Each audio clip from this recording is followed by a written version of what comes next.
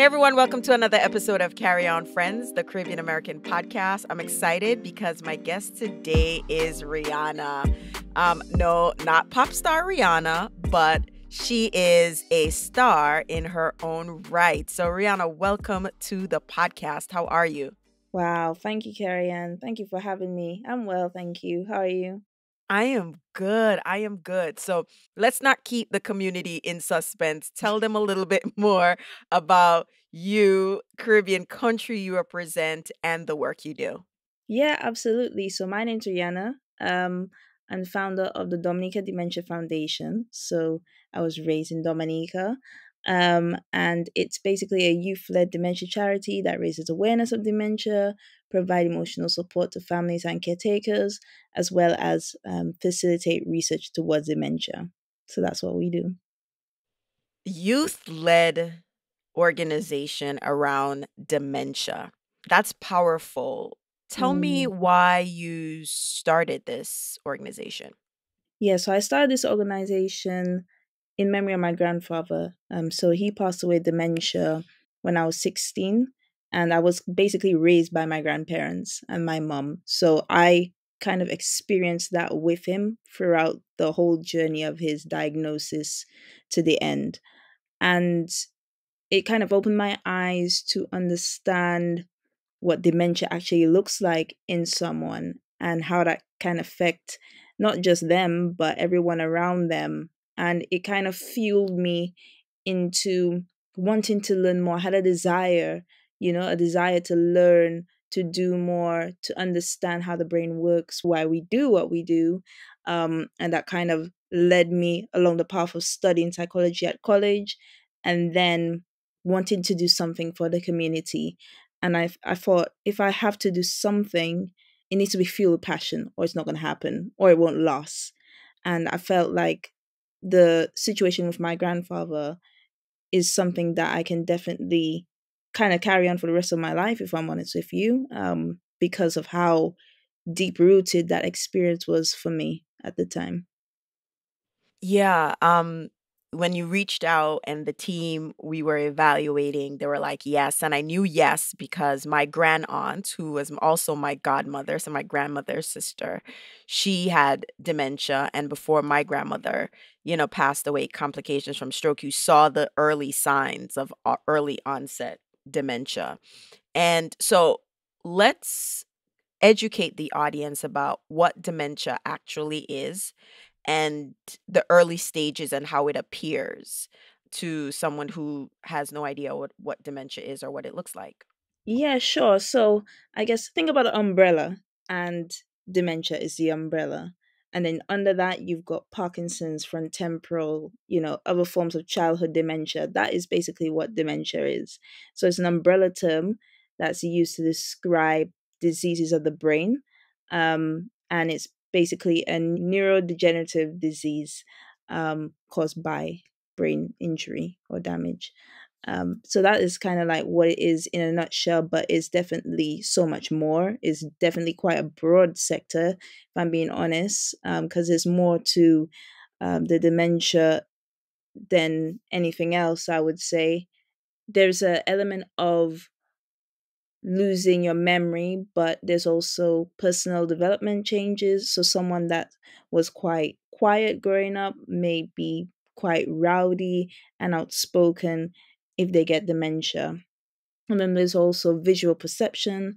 So a lot of the people who have dementia, they can't see water for some reason because of the visual perception elements to the disease. And there's other factors as well. I mean, my grandfather, he, lost the ability to talk, to walk, and that was quite hard. So it kind of affects various aspects of the body and the mind as well. So, the Caribbean, the place that we love, how do people in the Caribbean treat dementia? Because I'm sure in the early days, this would have been easily categorized as a spirit or a bad thing on someone. So how is the perception of dementia, and how is your organization helping to change that perception with education? Yeah, I think we're getting better. That we definitely have come a long way. A lot of people still use the word senile or senility, or they say, that person just troublesome, man. Don't worry them. But really, it's not, they're troublesome. It might be a call for help.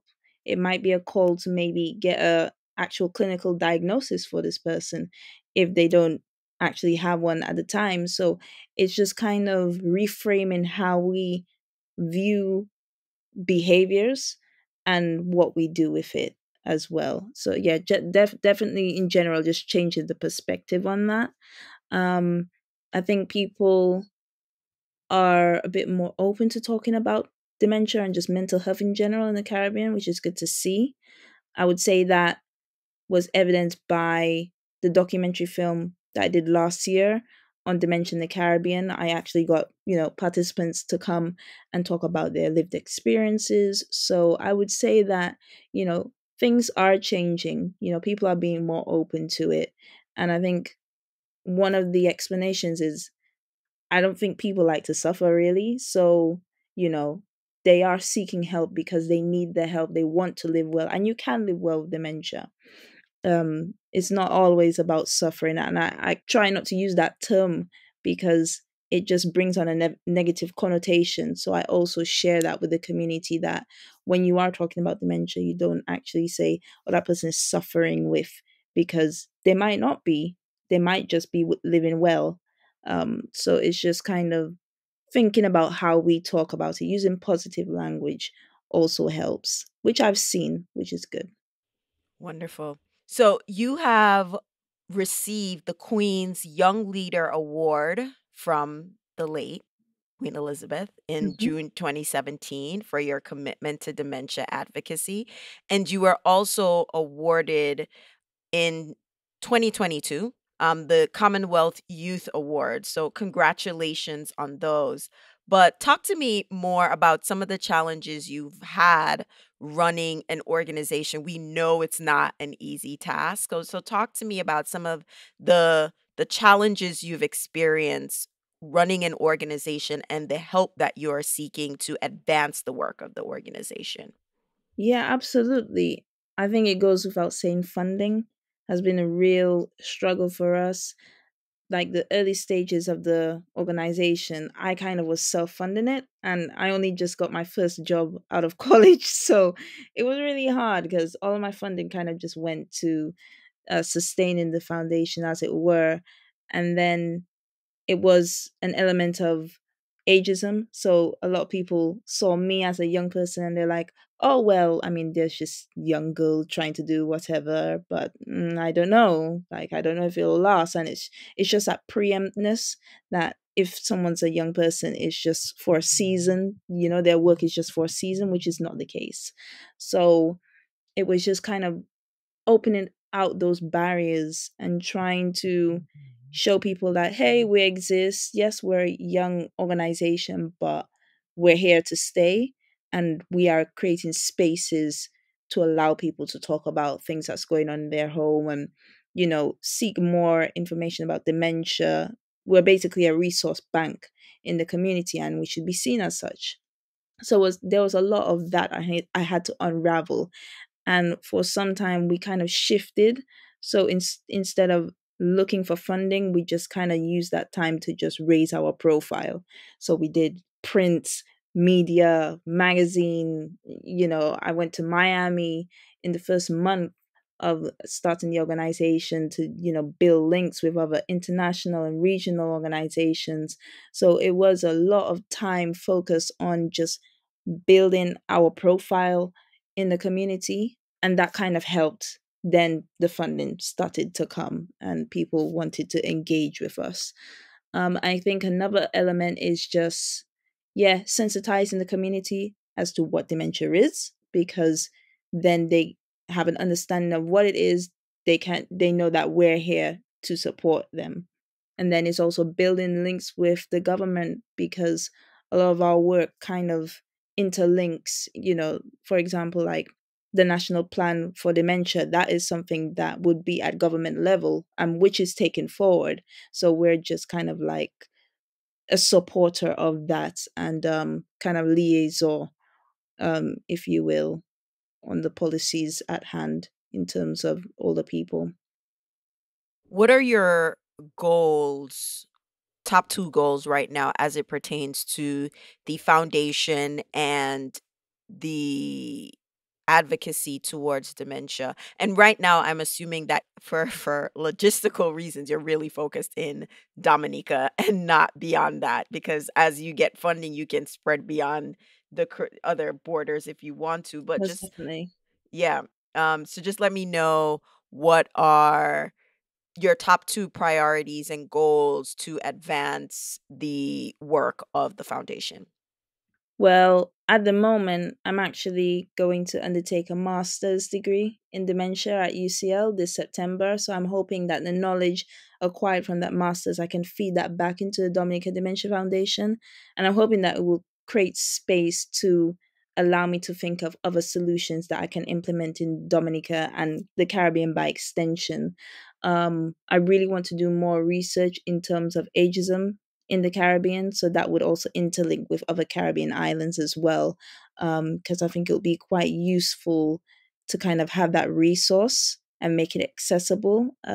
Because I am aware that dementia is not just happening in Dominica, but it's happening in Barbados, in Jamaica, in Trinidad. So a collective voice on that would be good for the region. So I'm hoping to kind of like make those kind of like research pieces and project come alive after graduation. In the years you've been doing this work, have you found any information where dementia impacts Black people a particular way or people of Caribbean heritage a particular way? Have you found anything to that effect? Yes, so my colleague, Dr. Moise Roche, he's, I want to say from Guadeloupe, I might be wrong. It's either Guadeloupe or Martinique. But he is doing a lot of research in terms of Caribbean families, particularly in the UK, but, it can also be reflected, to people back home as well. And he found out that there's a lot of stigma associated with Caribbean families as it relates to getting a diagnosis and what that diagnosis process looks like for them. So there is a lot of unraveling in that space as well. I think that also can be explained by what we express to in the media. It doesn't really, you know, make us feel like we are in a safe space to do that. So it's just making sure that everyone is kind of like getting the right information so they can do what they will with that. Now, is there any research that shows the earlier the diagnosis and the earlier the treatment, it helps as the disease progress? Yeah, absolutely. I mean, some people, they've gotten a diagnosis just through, you know I guess, accessing memory clinics. So even before that, they've got like a stage of dementia. They can preempt it and maybe slow down the progress. So there are definitely advances out there that kind of can project if you're going to get dementia based on genetics or other factors.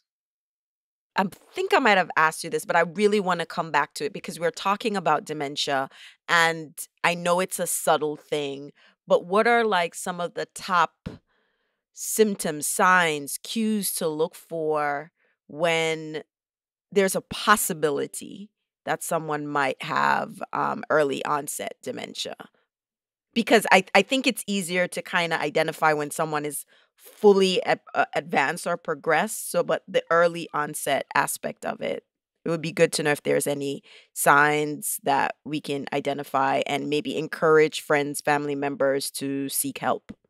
Yeah, absolutely. I think if someone is expressing that they're having difficulty with their memories or remembering like long term memories. So things that they've known for years, like their home address or friends in their community, or as small as maybe their household keys that they're continuously forgetting them and other, just kind of like dissociated in a way. I think that's a warning sign.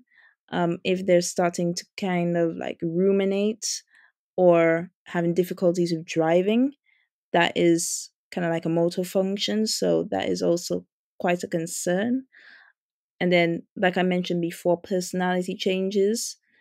It might be a bit difficult to kind of see through that because we are, we're ever changing. So, And I also think that there's this element of mental health and thinking that, I'm not a doctor, but I'm sure it's hard to diagnose between, is this early onset dementia or is there someone having bipolar disease or something like that? So, yeah, the intersection of those symptoms, having, saying they just need a pill from the psychiatric place or something like that. So I exactly.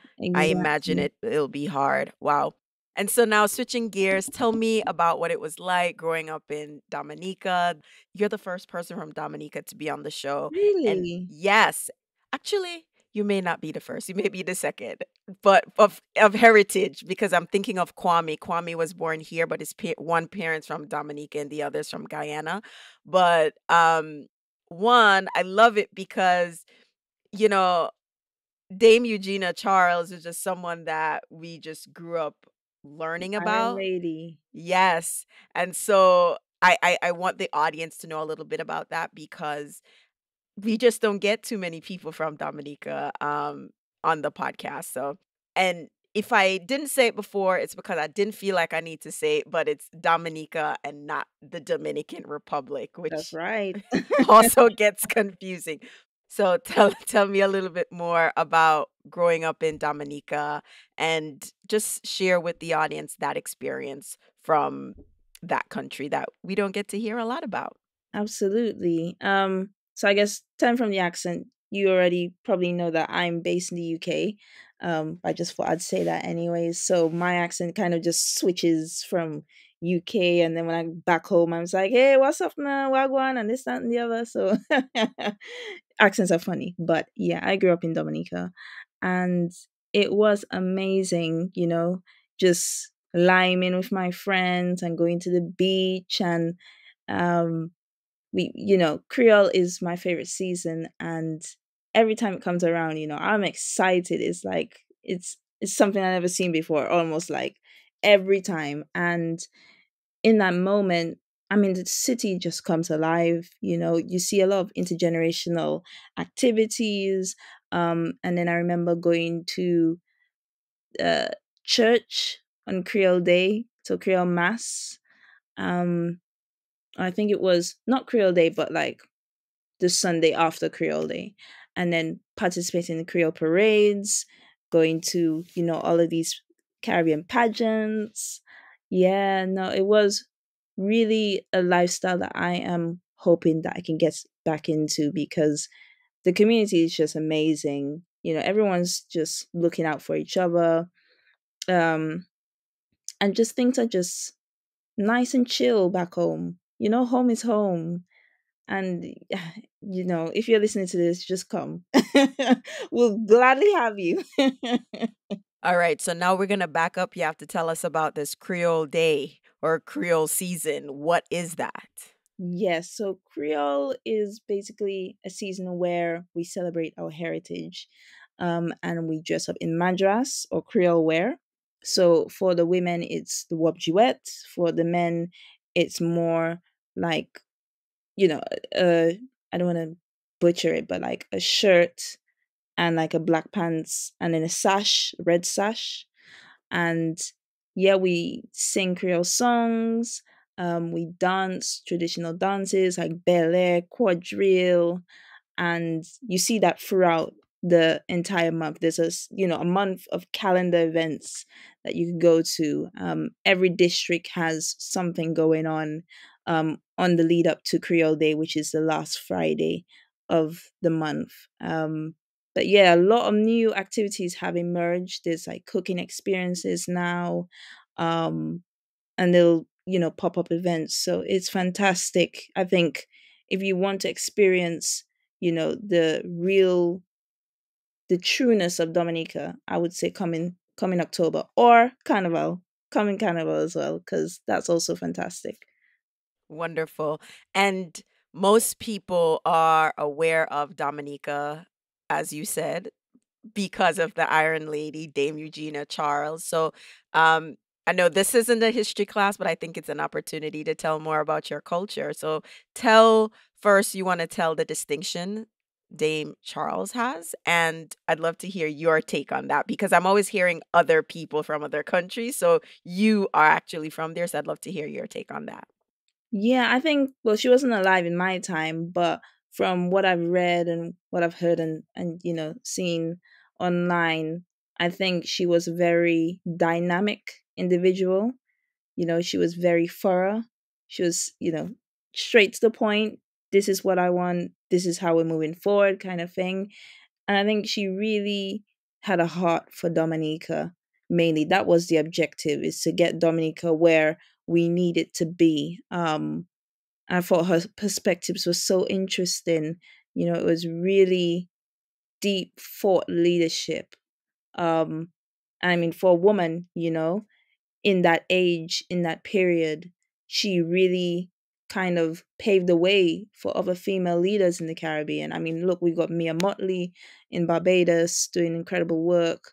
So, it really kind of also shift the gender dynamic that women can lead to and we can lead well. So I think, yeah, it's quite powerful.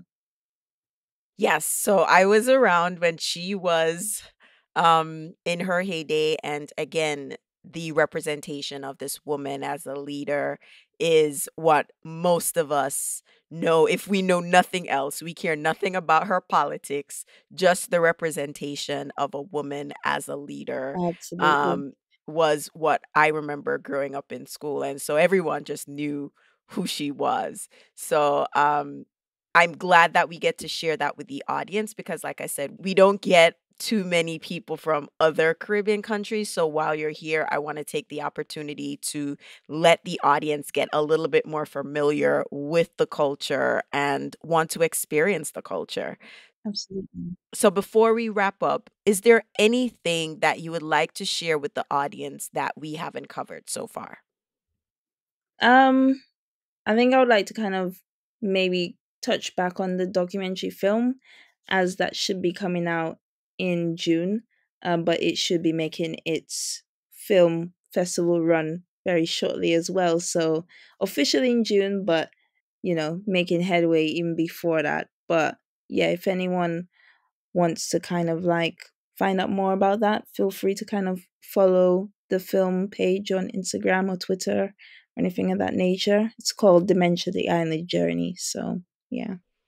And tell me a little bit about the process of doing that, and then just give some insight, the work that went into putting this film together and the festivals that you have submitted for. Yeah, absolutely. So, it was a crowd-funded project, 2 years, and the project itself has evolved in so many ways. What do you mean 2 years? Like you've crowdfunded for 2 years or 2 Yeah, years ago? yeah, two Wow. years of crowdfunding. Let Yeah, me yeah. tell you, that crowdfunding, whoo, let me tell you. But go It's ahead, congrats on that. it's not easy. And I'm doing it again as well for my masters, so it's not easy. But I'm grateful. The community has come from time and time again, so I can't complain. Yes, so you were saying that you crowdfunded for 2 years Yeah. and the process of working with folks to put the film together and the festivals you're submitting to. Yeah, absolutely.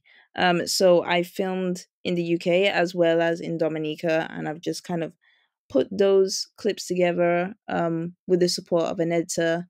So right now we're just in post production, and yeah, it should be finalized by June. Wonderful. Well, we can't wait to see and support the film for a very important cause, even though you're centering Dominica for obvious reasons.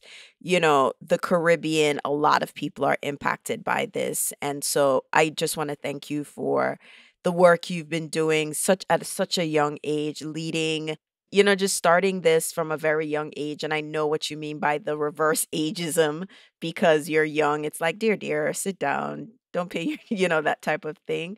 But, just encouraging you to push through and get support wherever you can and just let us know how we can support you. So tell everyone where they can find you on the internet.